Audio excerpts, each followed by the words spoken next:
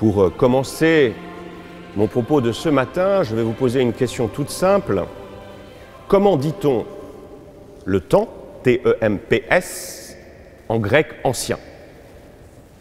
Vous le savez, au moins un des termes, vous le savez, pensez au mot de chronomètre. Le temps, c'est donc en grec chronos, vous le saviez. Chronos, c'est le célèbre dieu de la mythologie, rappelez-vous, hein, ce dieu horrible qui mange ses enfants, comme ce temps qui passe, qui avale tout derrière lui. Donc le dieu Chronos, le temps Chronos, c'est le temps de nos horloges, le temps de nos montres, ce temps qui semble soudainement se figer quand vient le moment de l'homélie, où vous voyez que ça n'avance plus. Voilà ce temps Chronos. Mais en grec ancien, il y a un autre terme, un autre concept, pourrait-on dire, qui désigne aussi le temps. Alors c'est un mot qui est de plus en plus employé, notamment dans les médias, c'est le kairos. Le kairos, qu'est-ce que c'est? Ce n'est pas le temps des horloges, c'est le temps qualitatif. Dit en français, ce serait le bon moment. Le bon moment qui fait que les choses vont pouvoir advenir. Et je crois que notre page d'évangile illustre cette notion de kairos, ce bon moment. Pourquoi? Tout simplement parce qu'on voit que Jésus, précisément, a attendu le bon moment pour commencer son ministère public.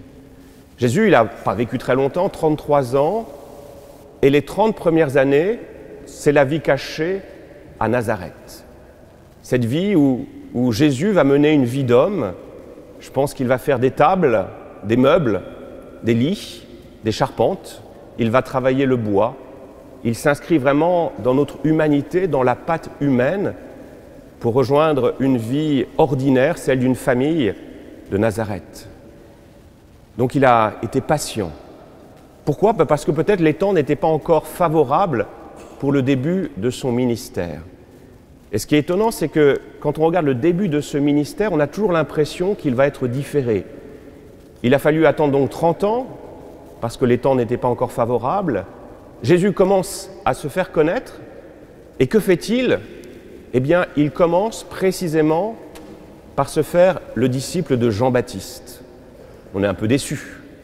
Ce n'est pas encore pour tout de suite le commencement. Donc, dans un premier temps, Jésus attendant le moment favorable, eh bien, il patiente encore et encore pour devenir le disciple de Jean-Baptiste. Et il commence finalement à entrer en scène, pourrait-on dire. À partir de quel moment? C'est notre page d'évangile. Quel est le déclic qui fait que Jésus se met à prêcher? C'est quoi? L'arrestation de Jean-Baptiste. L'arrestation de Jean-Baptiste est le signal que les temps commencent peut-être à être accomplis.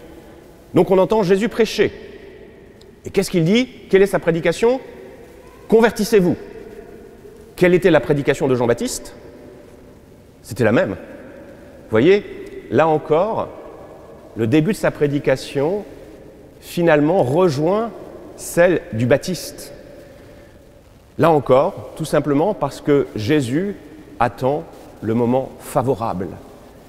Et je crois que pour chacun de nous, dans la vie de notre Église, on a peut-être un bel enseignement, apprendre toujours à être patient pour parvenir au moment favorable.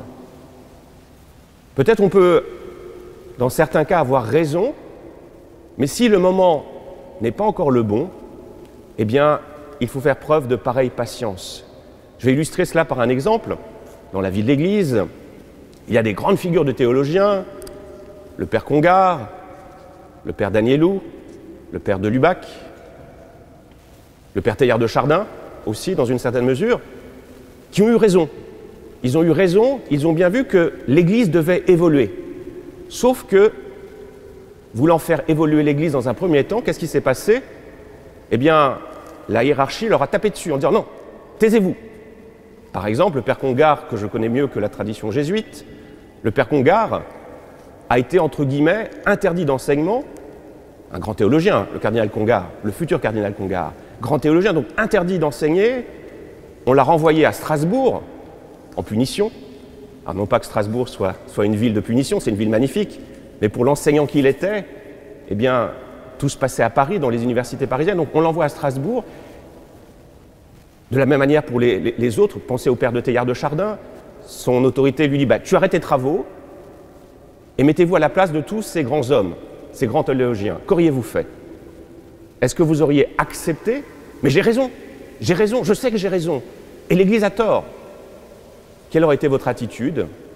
Eh bien, il y a deux mouvements possibles. Le premier, c'est quoi? C'est le schisme. En disant, j'ai raison, je m'en vais. Si c'est ça, je claque la porte et je m'en vais. Et il y a une autre attitude, quelle est-elle? C'est de se dire que le kairos n'est pas encore venu.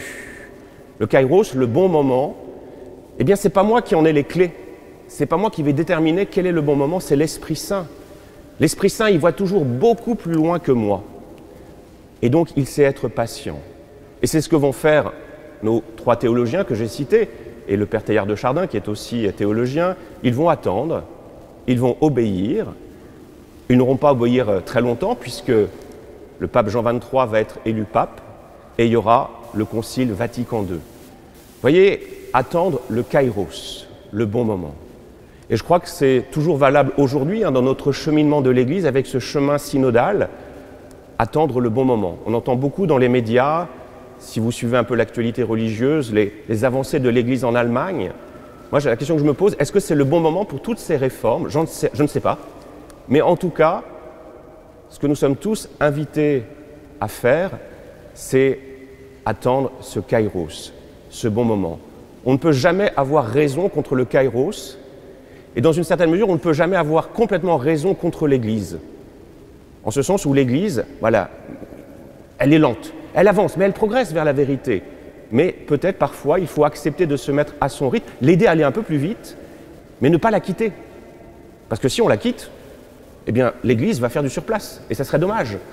Donc fondamentalement, Jésus nous apprend aujourd'hui la patience. Cette patience qui est aussi une invitation à la conversion. J'ai réécouté ce matin une de mes homélies. Je dois être un des rares à être suffisamment fou pour écouter mes homélies. C'était l'homélie sur l'Avent, convertissez-vous. Et je ne sais pas si vous vous rappelez, j'avais commencé par cette remarque de Mère Teresa. On interrogeait Mère Teresa, on lui disait, ouais, dans cette église qui ne va pas bien, dans ce monde qui ne va pas bien, qu'est-ce qu'il faudrait changer? Et qu'est-ce que Mère Teresa avait répondu? Moi et vous.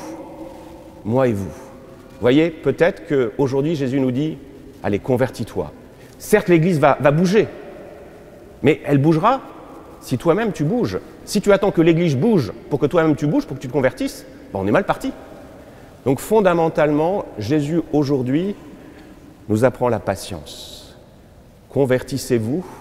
Convertissez-vous parce que le royaume des cieux est tout proche. Et ce que je trouve très beau dans cette formule de Jésus, car le royaume des cieux est tout proche, c'est que Jésus reprend en partie la prédication du Baptiste, mais pas complètement finalement. Qu'est-ce qu'avait dit Jean-Baptiste? Pourquoi il fallait se convertir pour Jean-Baptiste? Parce que la cognée était à la racine de l'arbre. Donc il fallait se convertir, parce que si on ne se convertissait pas, qu'est-ce qui allait se passer? L'enfer. Pour tous ceux qui n'écoutent pas, tous ceux qui sont en train de dormir, l'enfer. Ça, j'exagère, mais c'est un peu la prédication du Baptiste. Donc convertissez-vous. Revenez souvent me voir pour recevoir encore et encore ce baptême de conversion. Plongez-vous encore et encore et encore, parce que vous êtes toujours impurs. Et vous avez besoin d'être purifiés.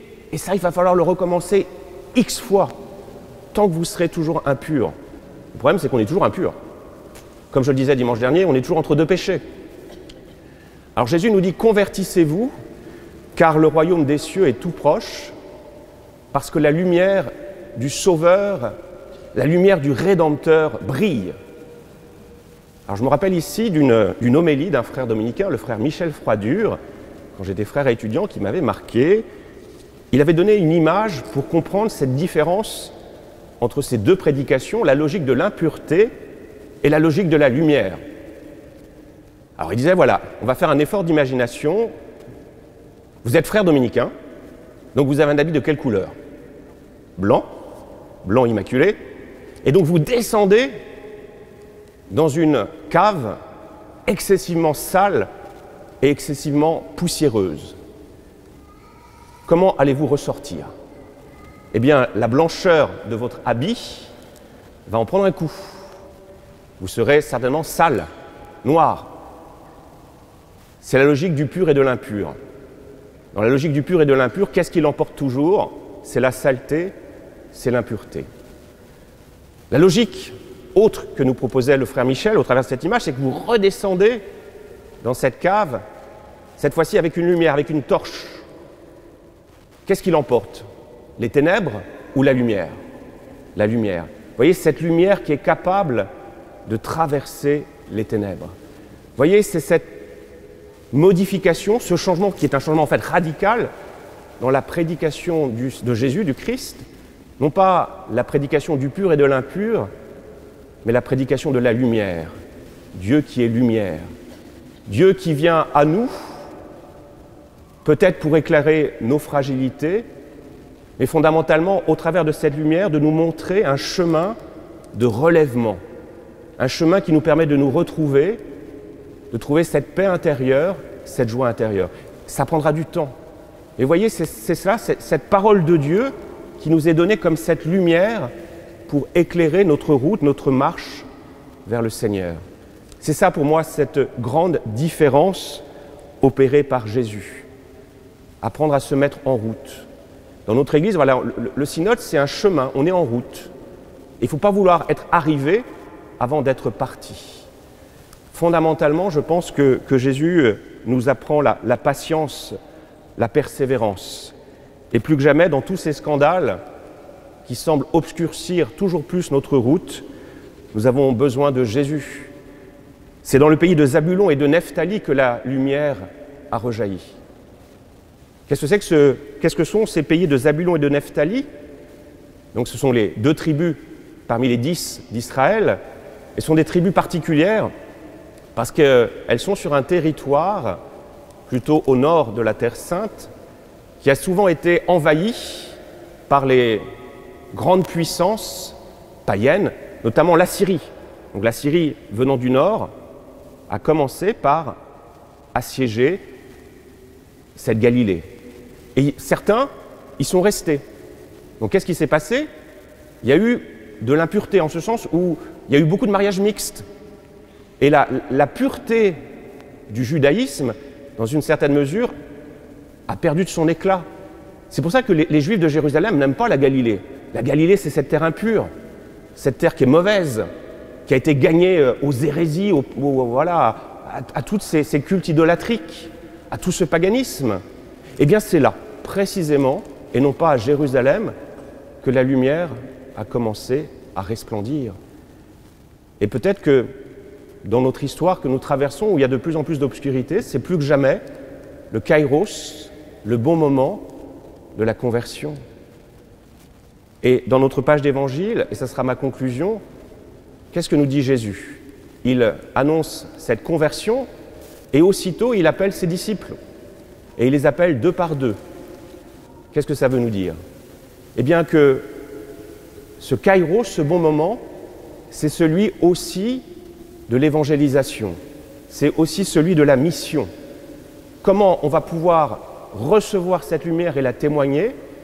Eh bien en retrouvant cette dynamique missionnaire. Quelle est la difficulté que l'on va devoir traverser? C'est que pendant longtemps, quand on entendait ce texte de l'appel des disciples, qui était souvent choisi pour les ordinations, on pensait quoi? On pensait que cette dynamique missionnaire, je l'ai souvent dit, c'était pour qui? C'était pour les religieux, pour les prêtres.